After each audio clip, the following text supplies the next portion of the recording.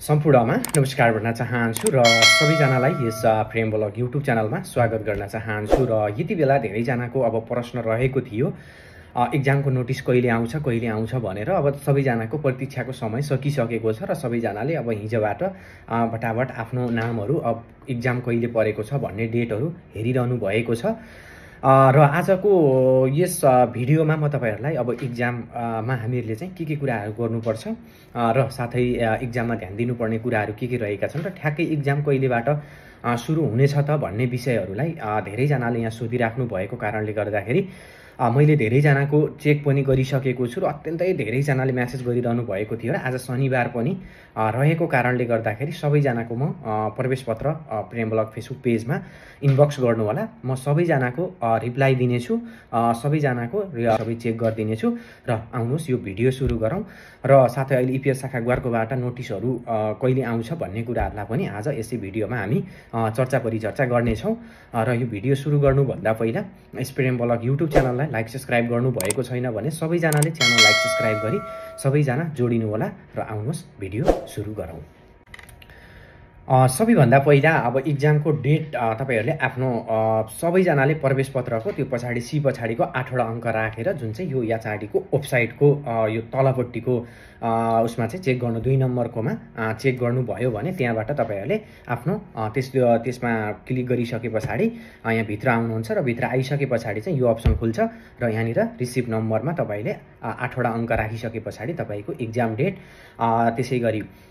कुन सेक्टर अथवा बिजनेस कुन हो तपाईको त्यो भयो अनि त्यसैगरी सेक्स लिङ्ग भइहाल्यो अनि त्यसैगरी अनि एक्जामको डेट कहिले परेको छ र एक्जाम मा ओरिएन्टेसन कति बजेदेखि कति बजेसम्म हुनेछ र त्यसैगरी कति बजेबाट एक्जाम सुरु हुनेछ भन्ने बारेमा सबै डिटेलहरू यहाँनिर देख्न सक्नुहुन्छ। र त्यो सबै हेर्दाखेरि यही नोभेम्बरबाट एक्जाम सुरु हुने देखिन्छ, अर्थात् आज रहेको छ, आज 25 रहेको छ भनेपछि यो महिना 31 तारिक रहेको छ। अब मात्रै 5 दिन पछाडी अर्थात् 1 हप्ता पछाडीबाट तपाईहरुको एक्जाम सुरु हुने देखिन्छ।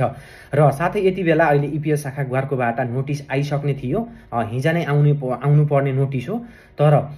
यति बेला इपिएस शाखा ग्वारको अहिले तिहारको बिदा रहेको कारणले र साथै अहिले आज फेरि शनिबार नै परेको कारणले गर्दाखेरि इपिएस शाखा ग्वारकोबाट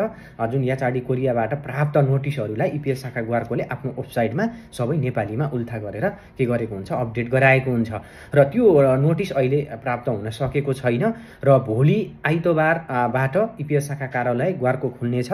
र अहिले म्यानुफ्याक्चर तर्फको मात्रै एक्जामको नोटिस सार्वजनिक भएको हो। र एग्रिकल्चरका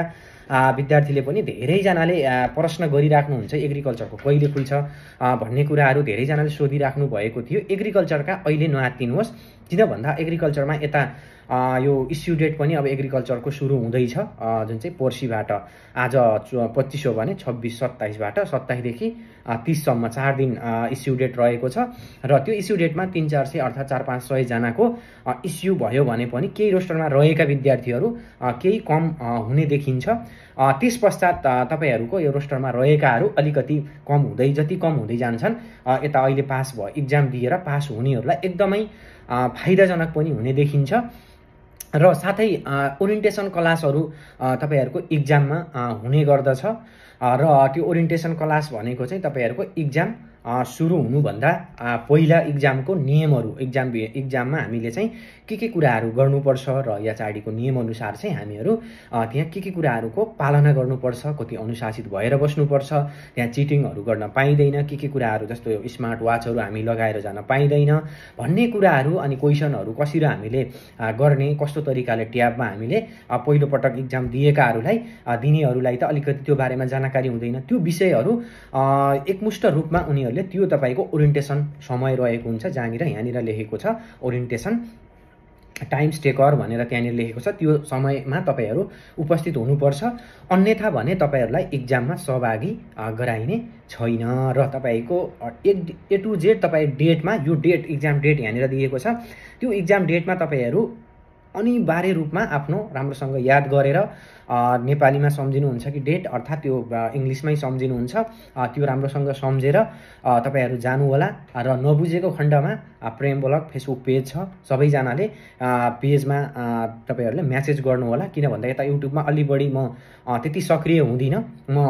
यसो अर्थात् हप्ता दिनमा 2-4 दिनमा चाहिँ समय मिलाएर प्राय म हप्ता दिनमा भिडियोहरु बनाएर राख्ने गर्दछु र त्यसैगरी एक्जाम दिन जाँदा त्यस्तो तपाईहरुले चिटिङहरु गर्ने यताउता केही पनि नगर्नु होला किन भन्दा एक्जाम अत्यन्तै एउटा टाइट हुन्छ अनुशासित ढंगले एक्जाम हुन्छ र आफूले कति मेहनत गर्नु भएको छ भन्ने कुरा अब त्यति बेलै थाहा हुन्छ त्यसकारण उति बेलै अब एक्जाम दिइसके पछाडी तपाईको उति बेलै के हुन्छ त्यही कति मिल्यो भनेर चाहिँ लास्टमा लिसनिङ अनि त्यसैगरी रिडिङ त्यो सबै सकेर तपाई लास्टमा सबमिट गरिसके पछाडी कतिवटा क्वेशन मिल्यो तपाईले अब 40 मा 40 मिलाउनुहुन्छ कि 35 मिलाउनुहुन्छ कि 38 मिलाउनुहुन्छ कि 39 मिलाउनुहुन्छ त्यो उति बेलै तपाईहरुको के हुन्छ जानकारी हुन्छ र त्यहीबाट तपाईको थाहा हुन्छ फेल पास भएको कुरा उति बेलै थाहा हुन्छ र कोटा सबैलाई थाहा भएको कुरा जम्मा म्यानुफ्याक्चर तर्फ 3500 कोटा छ लगभग आवेदन भर्ने संख्या चाहिँ अहिले लगभग हेर्दाखेरि चाहिँ लगभग कति 70-80 हजार अर्थात् 70 देखि 80 हजार को बीचमा पक्कै पनि आवेदन भर्ने संख्या रहेका छन् र त्यतिमा अब त्यो 3500 कोटामा लगभग 5000 समथिङ पास गरायो अर्थात् 5000 पास गरायो भने पनि लगभग तपाईहरुको 38 या 39 तपाईहरुको कट लाइन हुने देखिन्छ त्यसकारणले एकैपटक एक्जाम गरायो भने पनि एकदमै तपाईहरुको कट लाइन उच्च हुने देखिन्छ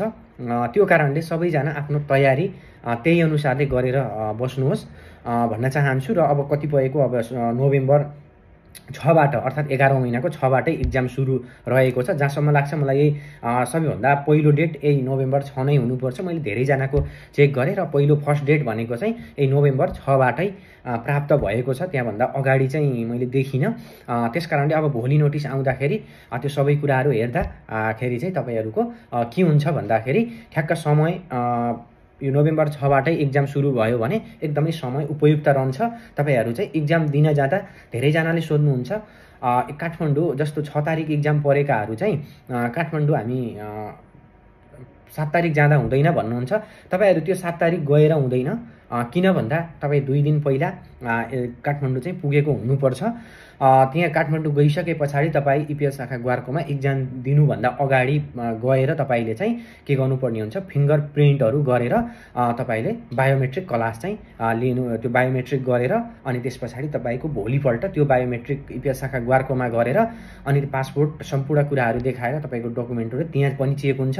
र त्यहाँ चेक भइसके पछाडी मात्रै तपाईको बल्ल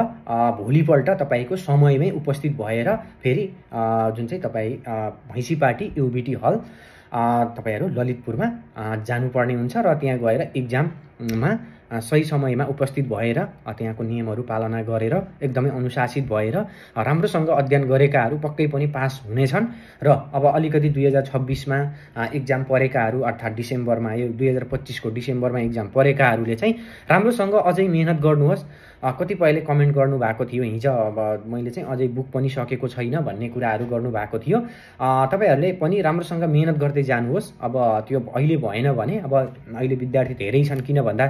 यो अहिले धेरै वर्ष भइसक्यो पढेको लगभग 1 वर्ष 2 वर्ष हाराहारीमा अहिले अध्ययन गरेर बसेको 2 वर्ष भन्दा धेरै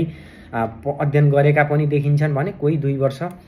हुन लाग्यो यो अब अन्तिम डिसेम्बरमा चाहिँ धेरै जनाको 2 वर्ष कोरियन भाषा पढ्न थालेको 2 वर्ष भइसकेको हुन्छ त्यसकारणले गर्दा एकदमै धेरै जना चाहिँ ट्यालेन्ट विद्यार्थीहरु हुनुहुन्छ सबैजना ट्यालेन्ट विद्यार्थी छौं हामी नेपालीहरु त्यसकारणले अनुशासित भएर सबैजनाले एक्जामको अग्रिम शुभकामना भन्न चाहन्छु र भोलि नोटिस आउने देखिन्छ र इपिएस शाखा ग्वारकोबाट भोलि नोटिस सार्वजनिक भयो भने म सन्डे छ भोलि एकदमै म फ्री पनि रहेको छु सबै अपडेट गराउने छु र सबैजनाले च्यानललाई लाइक सब्स्क्राइब गरी सबैजना जोडिनु होला साथै युट्युब च्यानललाई पनि प्रेम ब्लग फेसबुक पेज रहेको छ सबैजना फेसबुक पेजमा पनि जोडिनु होला भन्दै बाँकी भोलि हामी अपडेटमा जोडिने छौं सबैलाई एकदमै शुभकामना भन्न चाहन्छु।